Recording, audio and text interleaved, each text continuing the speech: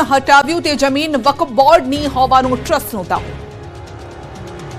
અમદાવાદના જમાલપુરમાં વકફની જગ્યામાં બનેલા ગેરકાયદેસર બાંધકામ પર બુલડોઝર ફર્યું। જમાલપુર કાચની મસ્જિદ પાસે બનેલી ગેરકાયદેસર દુકાનોને પોલીસ બંદોબસ્ત વચ્ચે તોડી પાડવામાં આવી। ગેરકાયદેસર દુકાનોને મધ્ય ઝોનના એસ્ટેટ વિભાગ દ્વારા તોડવાની કાર્યવાહી કરવામાં આવી।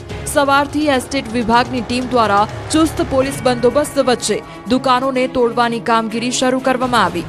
જેસીબી મશીન અને મજૂરોની મદદથી 10 જેટલી દુકાનોને તોડી પાડવામાં આવી છે। કાચની મસ્જિદ પાસે આવેલી કોર્પોરેશનની સ્કૂલ બોર્ડની જગ્યામાં દુકાનો બનાવી હોવાનો આક્ષેપ થયો હતો, જે બાદ સ્કૂલ બોર્ડ દ્વારા સ્પષ્ટતા કરવામાં આવી હતી કે આ જગ્યા મૂળ માલિકને પરત આપી દેવામાં આવી છે। મુસ્લિમ વકફ બોર્ડની જમીન હોવાનો ખુલાસો થયો હતો।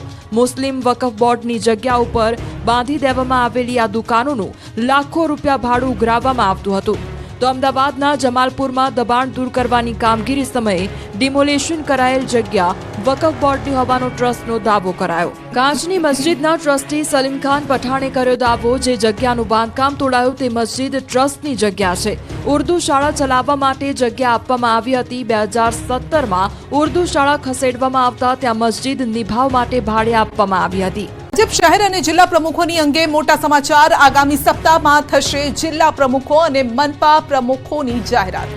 33 જિલ્લા પ્રમુખો અને 8 મનપા પ્રમુખોની જાહેરાત થશે। સંભવિત નામો જાહેરાત અંગે થયો હતો વિલંબ અને જૂના પ્રમુખ રિપીટ કરવા કે નવી નિમણૂક કરવી તે મુદ્દે થયું હતું મનોમંથન। હવે વિધિવત રીતે જાહેરાત થશે। આગામી સપ્તાહમાં પ્રબળ શક્યતા છે તેની અને નામો અંગે મંથન પણ થઈ ચૂક્યું છે પૂર્ણ। વર્તમાન 10 જેટલા જિલ્લા પ્રમુખો રિપીટ થવાની શક્યતા છે। જિલ્લા પ્રમુખો ધારાસભ્યો અને સાંસદ સભ્ય સાથે લઈને ભાજપાની વિચારધારાને વળગે તે મુદ્દો અગત્યનો રહેશે। અગાઉ 10મીએ યાદી જાહેર થવાની હતી ને હવે આગામી સપ્તાહમાં જાહેરાત થવાની શક્યતા છે। તો સ્થાનિક સ્વરાજની ચૂંટણીને લઈને મોટા સમાચાર છે। આવતા અઠવાડિયામાં જાહેર થઈ શકે છે ચૂંટણી। સૂત્રો તરફથી આ માહિતી મળી રહી છે। બજેટ સત્ર શરૂ થાય તે પહેલા ચૂંટણી પ્રક્રિયા પૂર્ણ થવાની શક્યતા છે। ખેડા જિલ્લા પંચાયત, જૂનાગઢ મહાનગરપાલિકા સામાન્ય ચૂંટણી યોજાશે। 73 નગરપાલિકાઓની સામાન્ય અને પેટા ચૂંટણીઓ પણ જાહેર થશે। ખ્યાતિકાંડનો મુખ્ય આરોપી કાર્તિક પટેલ 65 દિવસે ઝડપાયો। ખ્યાતિકાંડ થતા ન્યૂઝીલેન્ડથી દુબઈ ભાગી 2 મહિના હોટેલમાં રહ્યો।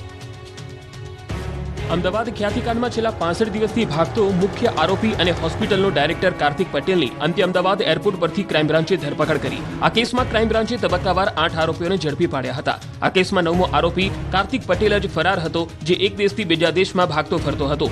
બીમાર પત્નીની સારવાર માટે કાર્તિક પટેલ 3 નવેમ્બરે અમદાવાદથી ઓસ્ટ્રેલિયા ગયો હતો અને 11 નવેમ્બરે ન્યૂઝીલેન્ડ ગયો અને 12 નવેમ્બરે ખ્યાતિકાંડ થતા તે દુબઈ ભાગ્યો હતો, જ્યાં તે 2 મહિના હોટલમાં રોકાયો હતો। પરંતુ પત્નીની તબિયત બગડતા તે દુબઈથી પાછો ફર્યો અને ક્રાઇમ બ્રાન્ચે દબોચી લીધો। આરોપીની પ્રાથમિક પૂછપરછ દરમિયાન જાણવા મળ્યું કે કાર્તિક પટેલના માર્ગદર્શન હેઠળ જ ગામે ગામ કેમ્પ કરવામાં આવતા હતા, દર્દીઓને શોધવામાં આવતા હતા। પીએમજે યોજના સહિતના વ્યવહારો અંગે ક્રાઇમ બ્રાન્ચ તપાસ કરી રહી છે। 33 બેંક એકાઉન્ટની ફોરેન્સિક તપાસ ચાલી રહી છે।